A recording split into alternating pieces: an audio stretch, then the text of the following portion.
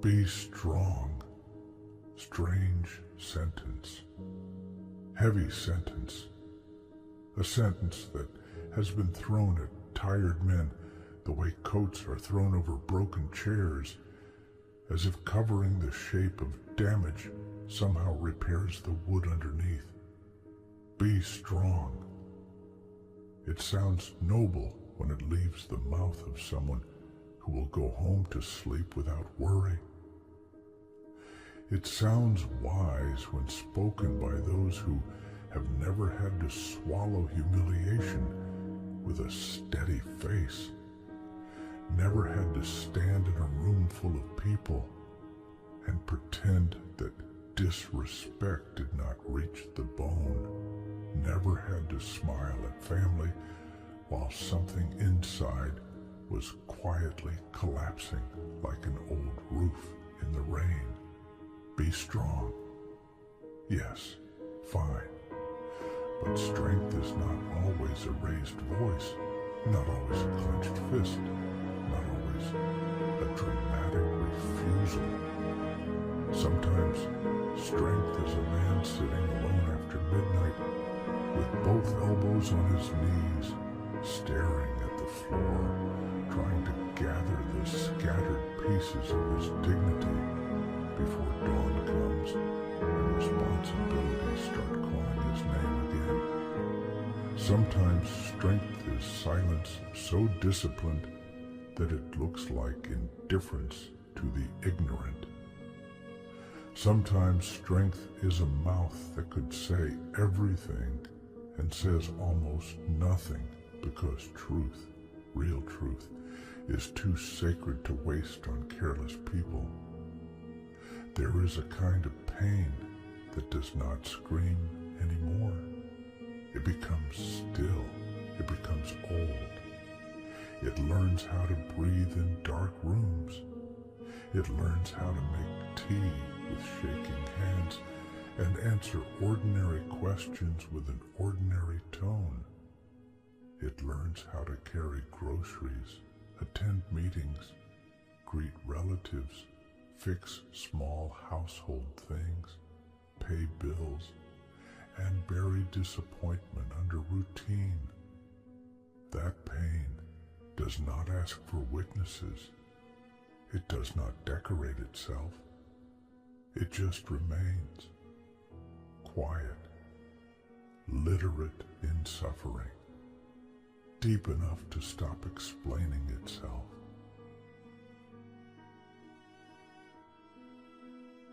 There are men who did not become reserved by nature. No, that silence was earned. Earned through betrayal. Earned through being laughed at when honesty was offered. Earned through discovering that loyalty is praised loudly and returned rarely. Earned through long years of being useful but not cherished. Present but not considered, dependable, but somehow still easy to overlook. A man can spend half a lifetime becoming the one everyone calls in crisis and still be the one nobody checks on when the noise ends.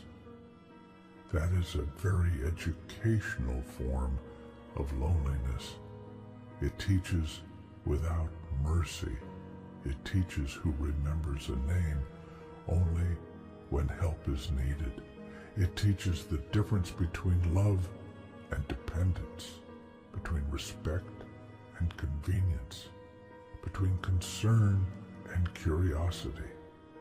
Some people do not miss a man's heart. They miss his labor. They miss the weight he used to carry for them. They miss the way his shoulders spared their own. And when those shoulders begin to tremble, when those hands finally slow down, when the eyes lose some of their light, many faces become confused, not compassionate, confused, as if a machine has begun malfunctioning, as if a wall has suddenly asked to rest. That is one of the colder truths of adulthood.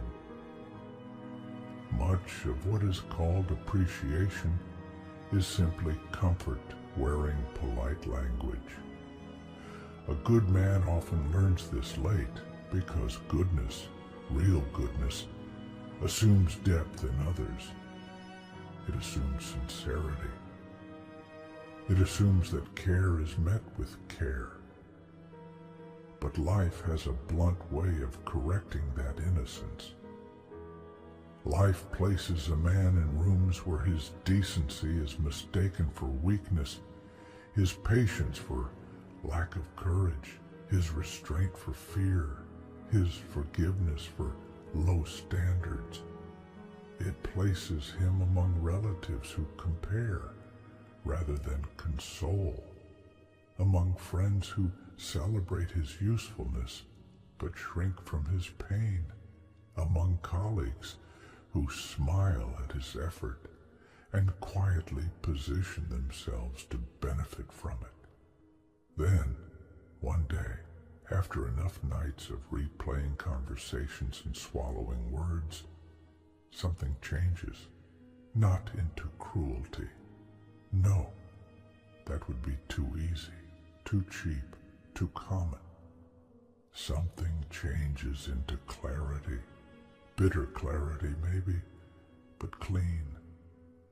A man stops reaching with the same innocent hands. He still helps, but he observes. He still listens, but he measures.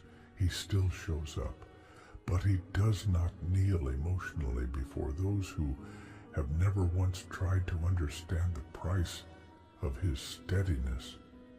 That is not pride. That is survival with dignity.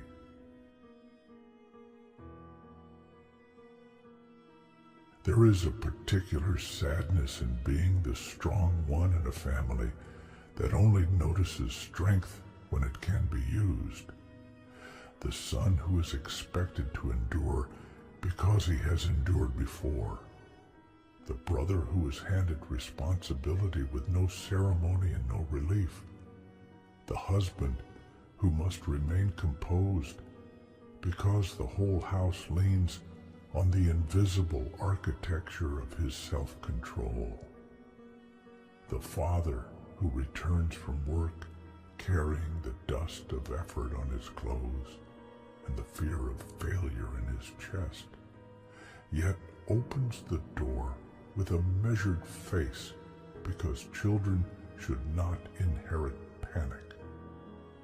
This world speaks often about visible labor, the labor of hands, the labor of movement. But there is another labor that leaves no clear mark on the skin, the labor of not collapsing in front of people who depend on calm, the labor of turning private fear into public steadiness, the labor of eating disappointment in silence so nobody else has to taste it, the labor of remaining gentle while tired enough to become harsh.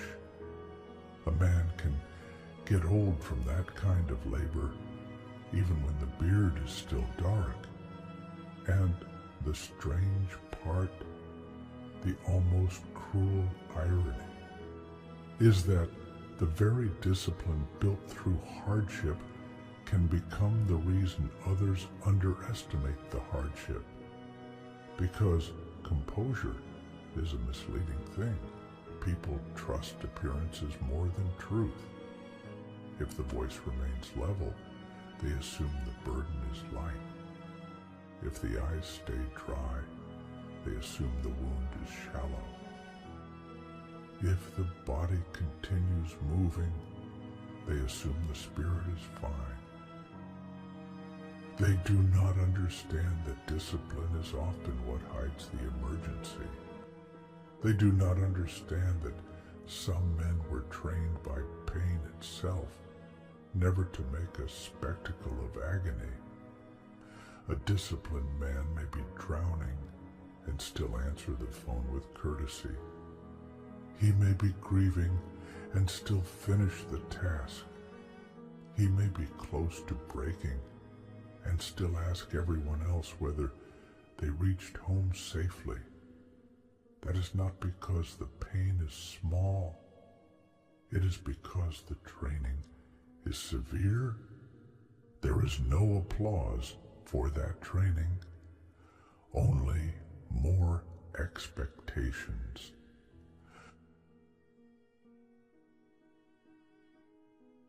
And expectations, when piled on a tired heart, begin to sound like chains. Not the dramatic chains of stories, no, nothing so cinematic. The ordinary chains, the chain of being needed at work because the careless cannot be trusted. The chain of being called mature in every conflict simply because reacting honestly would make others uncomfortable. The chain of being told to forgive quickly, understand endlessly, and stay calm while others behave like storms and still expect shelter. The chain of hearing, that is just how people are. Whenever disrespect must be tolerated for the sake of family peace, workplace politics, social appearances. Those chains do not clang, they just tighten. They tighten around the neck of sincerity, around the lungs of tenderness, around the part of a man that once believed consistency would naturally be met with love. That part suffers the most. The sincere part, the part that meant well, the part that stayed loyal during other people's confusion, the part that excused bad behavior because it understood woundedness, the part that believed patience could heal what truth alone could not. Ah, there is a graveyard inside many decent men, and buried in that graveyard are former versions of the heart. Hopeful versions, simple versions, versions that answered quickly, trusted easily, defended people who later disappeared, gave chances to those who converted mercy into permission. Sometimes the burial happens slowly. Sometimes it happens in 1 week. One betrayal can age a man like 10 winters. One public humiliation can permanently alter the temperature of his voice. One false accusation, one disloyal friend, one cold spouse, one mocking relative during a vulnerable season. Sometimes that is enough. Not enough to destroy him, maybe, but enough to remove softness that will never return in the same form again. And still, even then, a principled man resists becoming ugly. That is its own battlefield, perhaps the hardest one, because bitterness is available everywhere. Cheap, persuasive bitterness. It waits at the end of every disappointment and whispers that the answer is hardness without mercy, distance without conscience, indifference without humanity. But some hearts, even after being bruised by life, refuse to become impure. They may become quieter, yes, slower to trust, yes, less expressive, certainly, but not corrupt, not rotten. There is an exhaustion that does not turn into evil. It turns into prayer without an audience, restraint without recognition, and a kind of silent trembling before God that no public image can measure. That trembling matters in a world that often rewards shamelessness. Retaining moral discipline while in pain is not weakness. It is rank. It is nobility invisible to shallow eyes. It is a man standing inside his own anger and saying, no, not like that. Not by becoming what wounded me. Not by borrowing the methods of those who lost their conscience long before they lost my trust.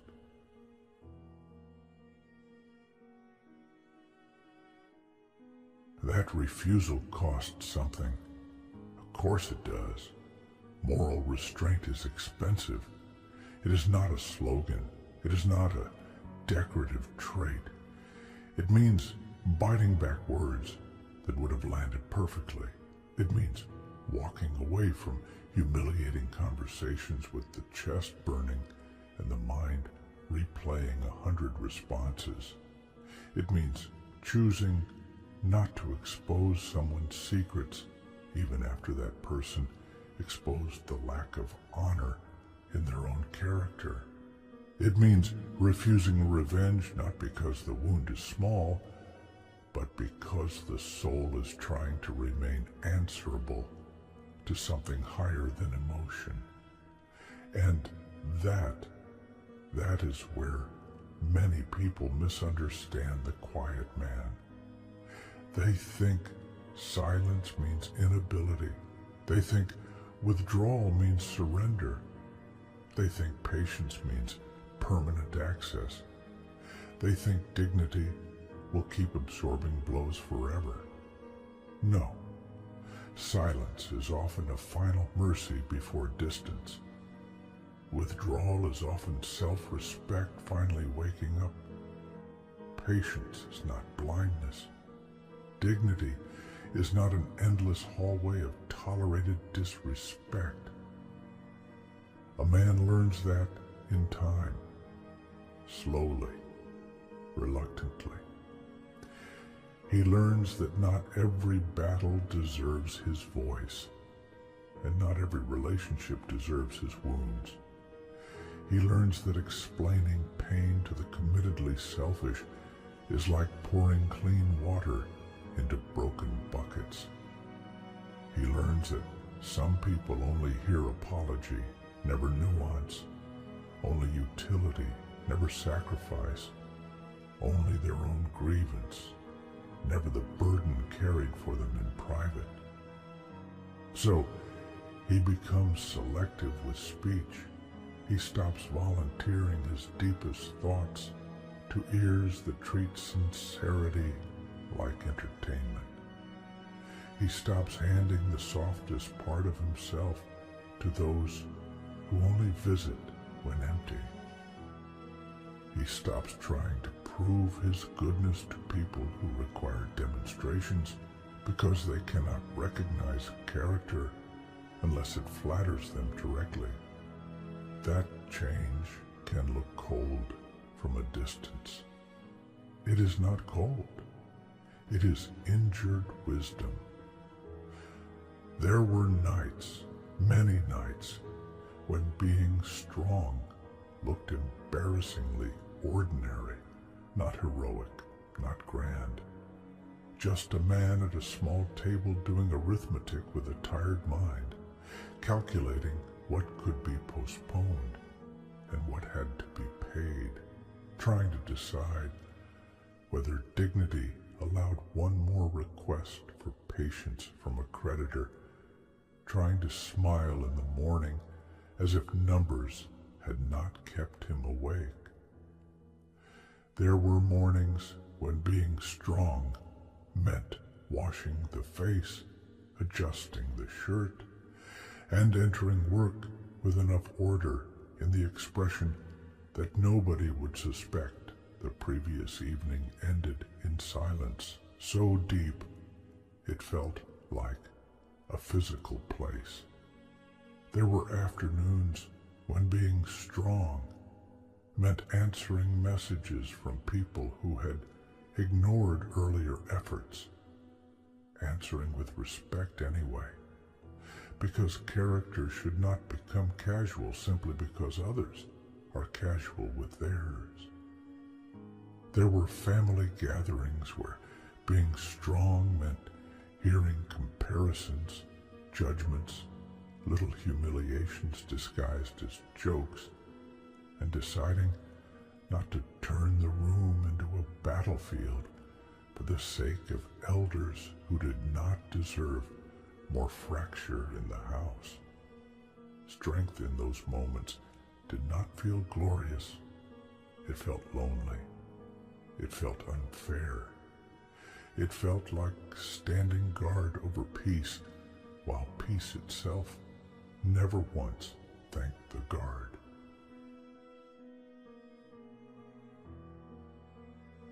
And love.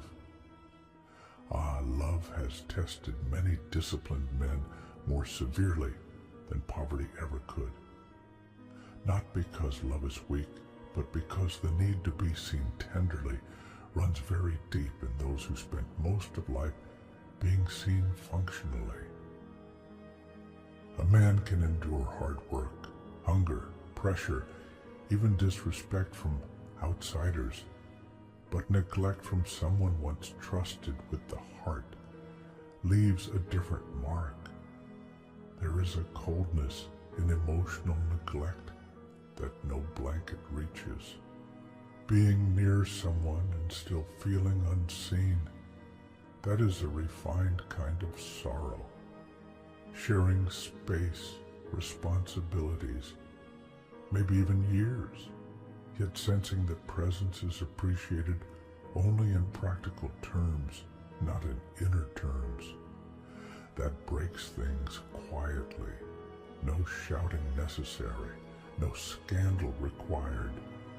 Just the repeated experience of being listened to halfway, remembered selectively, valued mainly when useful, missed only when absent in service. A man begins speaking less, not because nothing remains to say, but because the pain of not being fully received becomes heavier than silence. He starts answering in shorter sentences. He looks away sooner. He laughs more softly. He becomes courteous in places where he once was open. That change is rarely noticed early. Usually it is noticed only after the heart has already gone into retreat.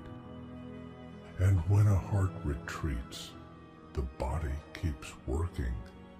That is the frightening part.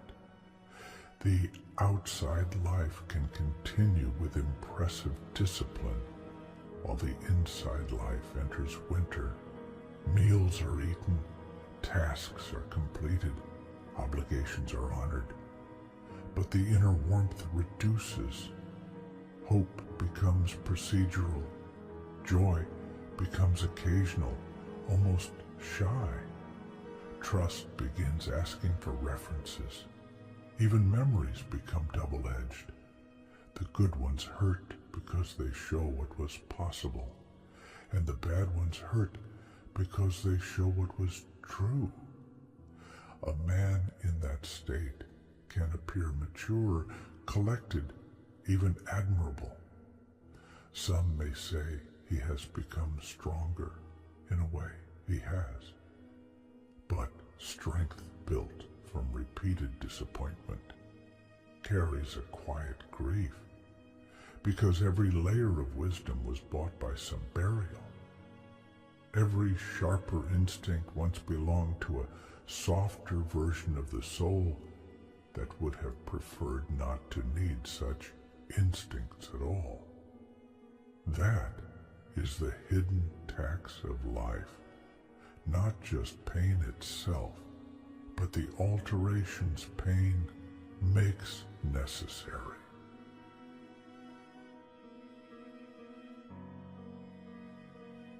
There are men who remember the exact day they stopped expecting fairness, not justice from God. No, that remains above all confusion, but fairness from people. The day a friend smiled publicly and betrayed privately.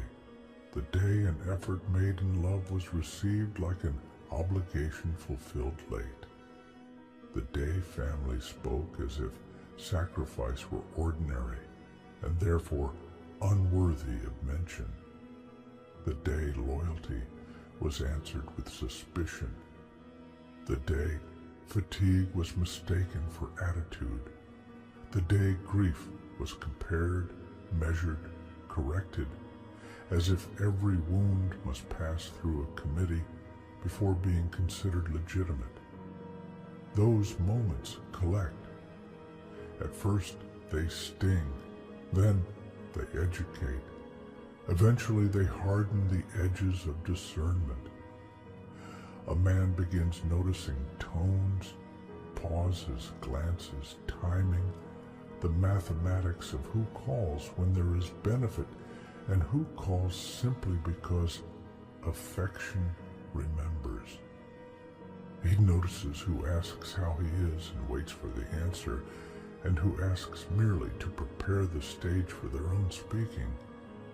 He notices who becomes smaller around his success and who becomes impatient around his weakness. He notices far too much. Pain sharpens observation. That is one of its darker gifts.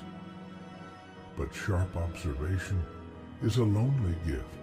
Once learned, it does not leave. It turns ordinary interactions into small examinations of character. Not from paranoia, no, but from accumulated evidence. A tired man does not become careful without reasons. He becomes careful because reasons have piled up like unpaid debts. He has seen affection vanish when boundaries appeared. He has watched admiration cool when availability decreased. He has heard promises spoken warmly and forgotten casually. He has felt the change in a room when his usefulness dropped. So now he studies. He studies faces. He studies what people do with vulnerability. He studies whether an apology costs them anything. He studies how they speak about others because that is often prophecy. And once that level of seeing enters a man, the world gets quieter but heavier. Simpler illusions disappear. Kindness becomes more deliberate.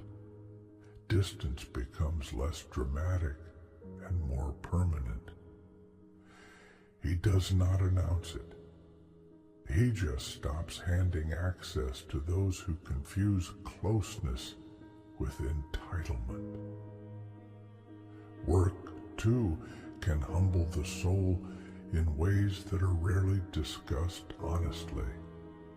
There are men who gave whole seasons of life to institutions that replaced them emotionally before they even left the building.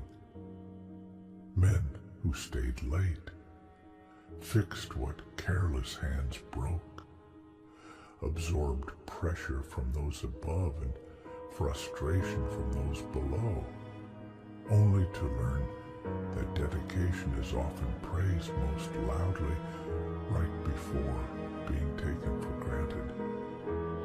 There is a unique sadness in realizing that effort has been consumed efficiently, but not remembered honorably. A man can spend years being the stable one in a place full of instability, and when his own fatigue finally becomes visible, some people respond not with gratitude, but inconvenience, as if exhaustion were poor timing, as if the machine has no right to heat. Then he returns home with that strange ache, part anger, part emptiness, part disbelief, and sits there trying not to let the disappointment poison the house, trying not to let unfairness climb onto the tongue and become the evening's atmosphere, trying to remain decent under economic pressure, under relational confusion, under the slow insult of being measured by output, while starving for simple human recognition. That effort is not small. It is invisible, but not small.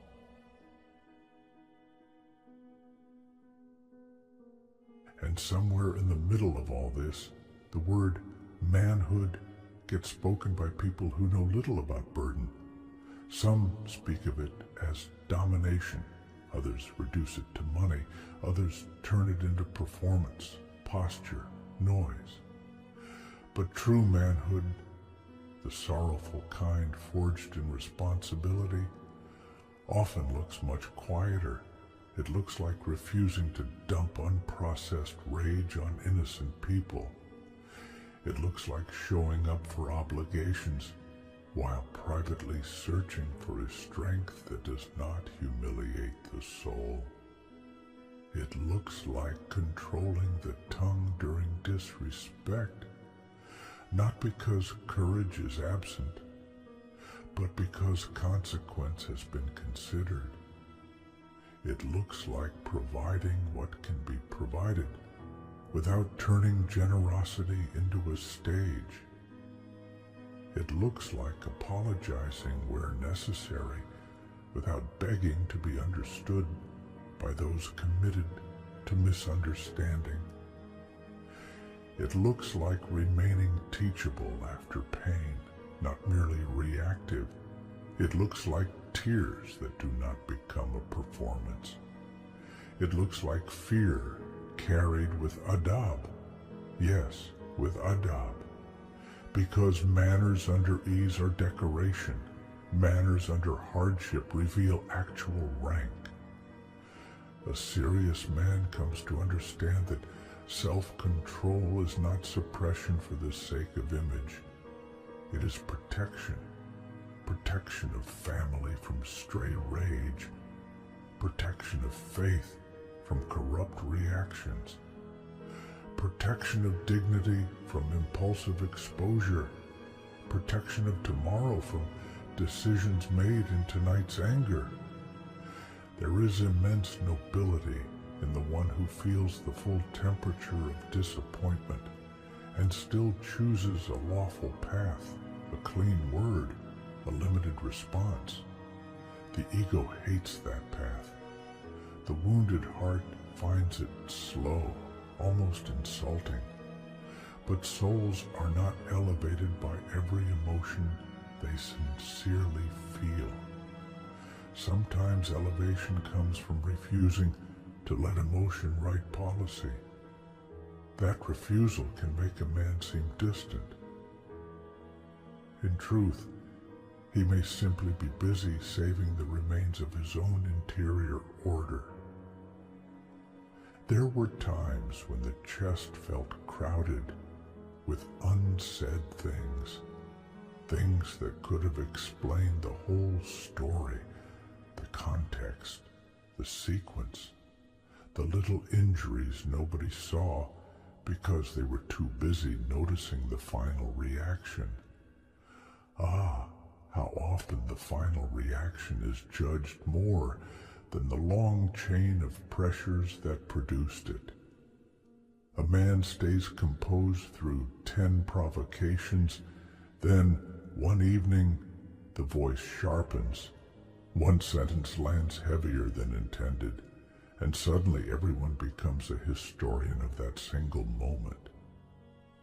Nobody catalogs the earlier dismissals, the repeated interruptions, the casual ingratitude, the years of being expected to understand while rarely being understood. This, too, educates the heart. It teaches that many people are very interested in effects and very bored by causes. So, eventually a man stops trying to present the complete case file. He learns that not every court deserves the evidence. Some hearings are already decided before he enters the room. In such places, silence is not defeat. It is refusal to beg before blindness. Still, silence has a cost. Let no one romanticize it too much. Unspoken pain can become physically heavy. It can sit in the shoulders, tighten the jaw, shorten the breath, age the eyes. It can make laughter feel like work. It can turn rest into staring. It can make even kind questions difficult because answering honestly risks opening doors that cannot be closed neatly before the next obligation. There are men who function for years inside that state. They do not collapse because collapse has been scheduled for later, postponed by necessity, delayed by duty, denied by pride, softened only by private supplication and the occasional mercy of being alone long enough to let the face fall. Such men are not invincible. They are simply overtrained in endurance. There is a difference. Invincibility is fantasy. Endurance is scar tissue with responsibilities. And what of friendship? Friendship can be one of life's sweetest provisions, but false friendship leaves a particularly sour taste because betrayal from a stranger wounds caution, while betrayal from a friend wounds memory. Shared meals, shared jokes, shared struggles. Then one day, selfishness reveals itself and rewrites the archive.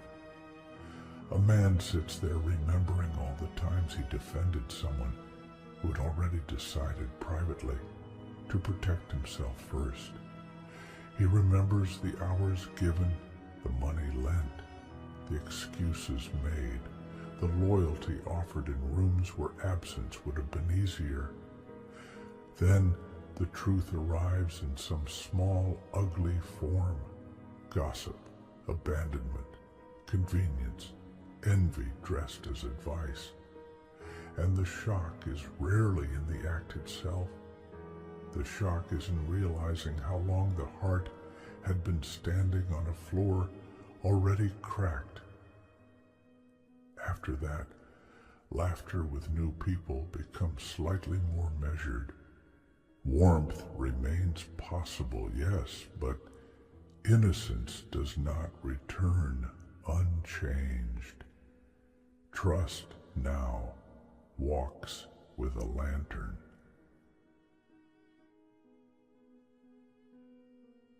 Family disappointment is another language entirely. It is not always loud.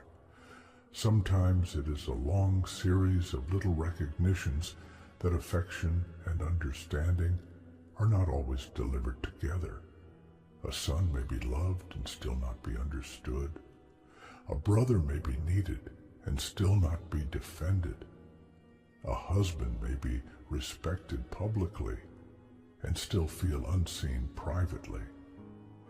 It is possible to sit among relatives and feel both belonging and distance at the same time. Blood is mysterious like that.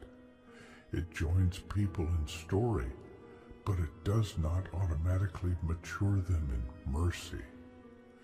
There are homes where effort is expected, sacrifice is normalized, emotional need is ridiculed, and tenderness arrives only after damage becomes visible enough to embarrass the household. In such homes, men often learn early to carry pain carefully, almost secretly, because vulnerability is either mishandled or used as material in future arguments. So they become practical, efficient, reliable. And somewhere underneath that reliability, a boy who once wanted simple reassurance grows older without proper burial. He remains there, not childish, just unfinished, still hoping that one day goodness will be recognized before exhaustion makes it obvious. The world does not always give that recognition. This must be said plainly. Sometimes effort is not honored on time.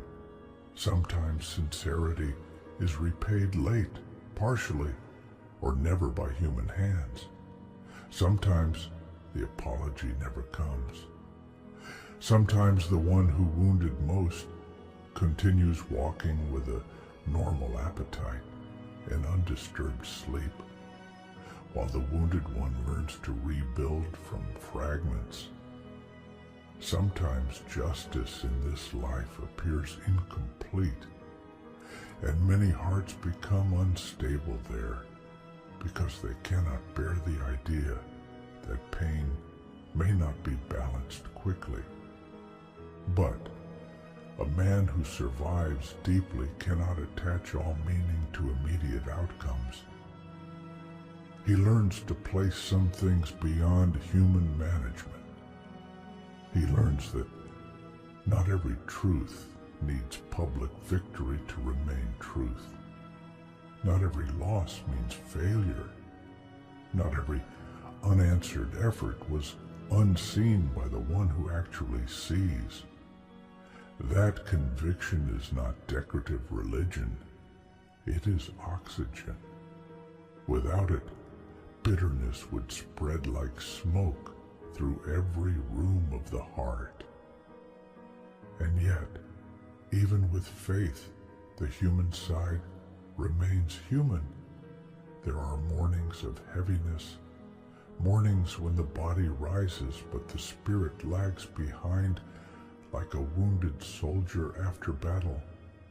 Mornings when confidence feels borrowed and resolve must be rebuilt before breakfast.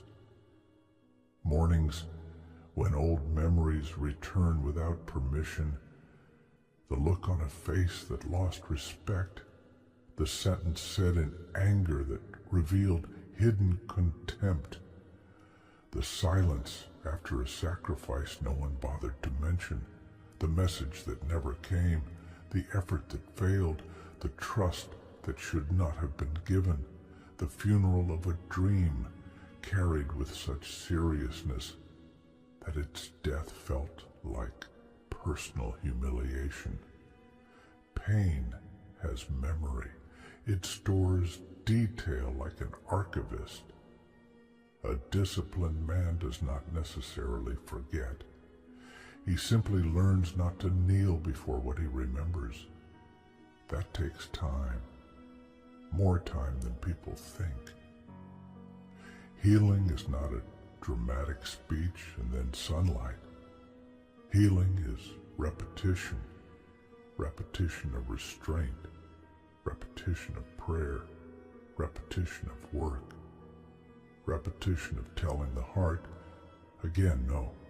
The past does not get to command today's character. No, disappointment does not get to define the whole world. No, one betrayal does not authorize injustice toward the innocent. No, fatigue is not a license for ugliness. Such refusals are not glamorous. They are the actual architecture of recovery.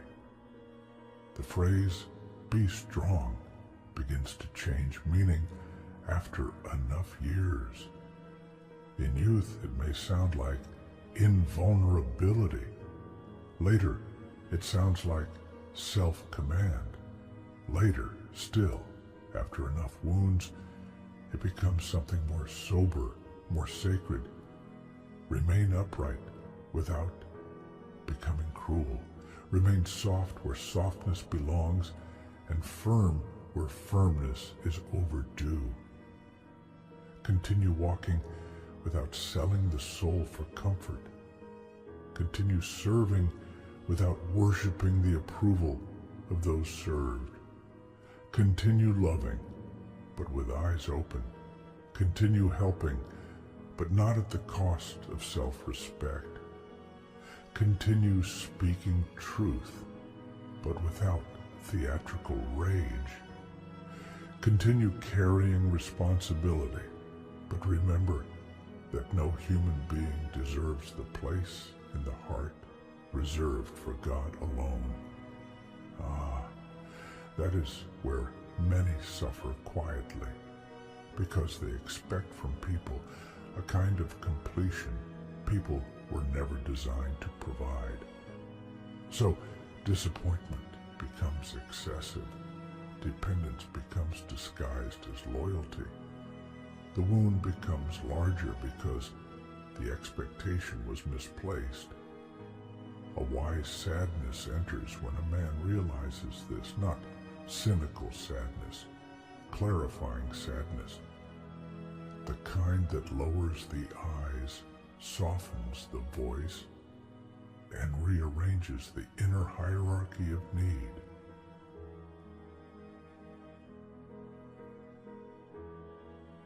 Then, very slowly, dignity returns. Not the noisy dignity of wounded pride, the quieter kind, the kind that stops chasing explanation, the kind that no longer offers full access in exchange for being tolerated, the kind that prefers a lonely peace over crowded disrespect, the kind that can sit alone and not feel abandoned, because solitude has finally stopped sounding like rejection and started sounding like shelter. That is a major turning point in a man's life.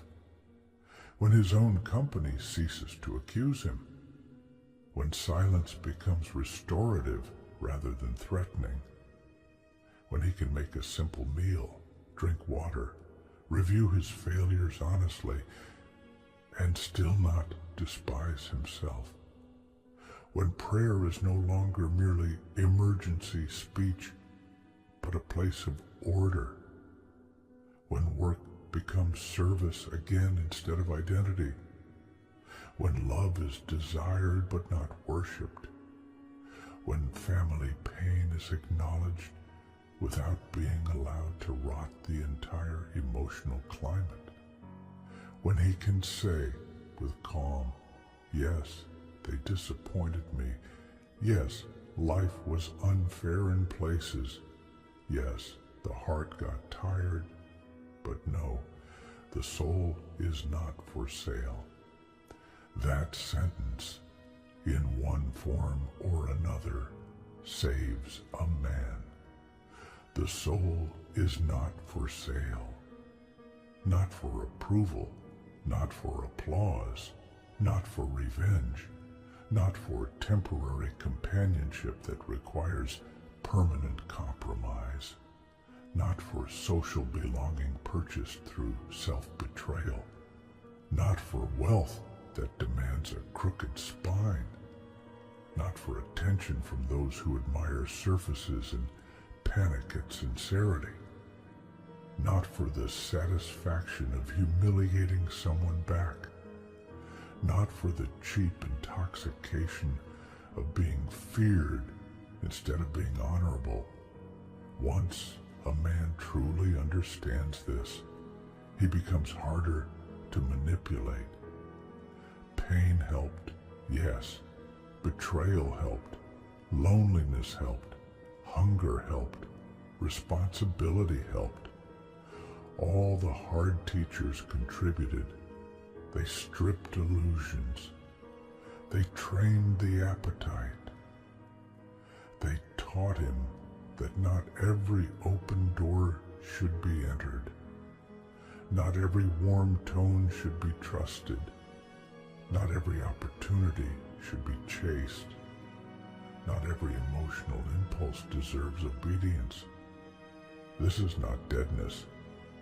It is governance. Self-governance.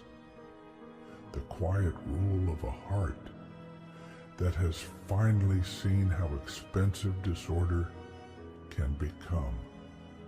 Still, there are moments when even A governed heart trembles. A random smell. A street walked once during a painful season. The sight of a father growing old. The sound of a mother trying to speak strongly while carrying worry. The face of a child who assumes the world is safe because an adult nearby is absorbing the danger. The chair where someone used to sit. The cup left in a familiar place. The message history not opened anymore. These ordinary things can split a calm man open without warning. Grief is not always dramatic. Often it enters wearing domestic clothes. It appears in the kitchen, in the car, at a traffic light, during a work break, during a family gathering loud enough to hide private storms. Suddenly, the chest tightens, the throat remembers, the eyes burn, and the man has to stand there with all his training just to remain present. This is the part of strength nobody quotes. The mundane ambushes of sorrow, not just surviving major disasters, but surviving the little returns of old pain while continuing to act with decency in front of innocent people. A lesser man may use pain as a crown. A serious man uses it as a mirror. He asks, "What has this made of me? More honest or more performative? More patient or merely numb? More discerning or merely suspicious? More devoted or merely desperate for relief?" Pain can deepen a man or distort him. Sometimes both possibilities live in the same chest at once. That is why continual self-examination matters. Not the fashionable kind, not endless self-obsession, but sincere accountability. Am I becoming unfair? Am I withholding kindness from those who did not wound me? Am I speaking with contempt because I am tired of being disappointed? Am I making an idol of being misunderstood, secretly enjoying the drama of my own suffering? These are serious questions. A wounded man can become manipulative without noticing. He can start treating darkness as identity rather than season. He can turn sadness into superiority. That is a trap. It must be refused. Humility is not only for the successful, it is also for the hurting, especially for the hurting, because pain can tempt the ego to believe that suffering itself grants purity. It does not. Character still matters. A doubt still matters. Intention still matters. The wounded are not automatically righteous. They must choose righteousness while wounded.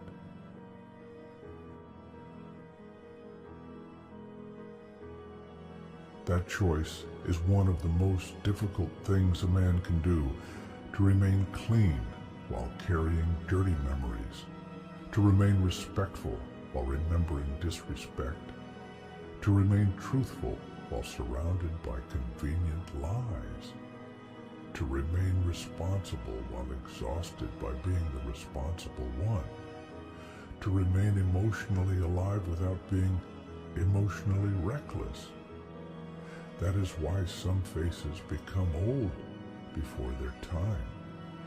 Not because life simply passed, but because they held themselves together through storms that would have made lesser spirits chaotic.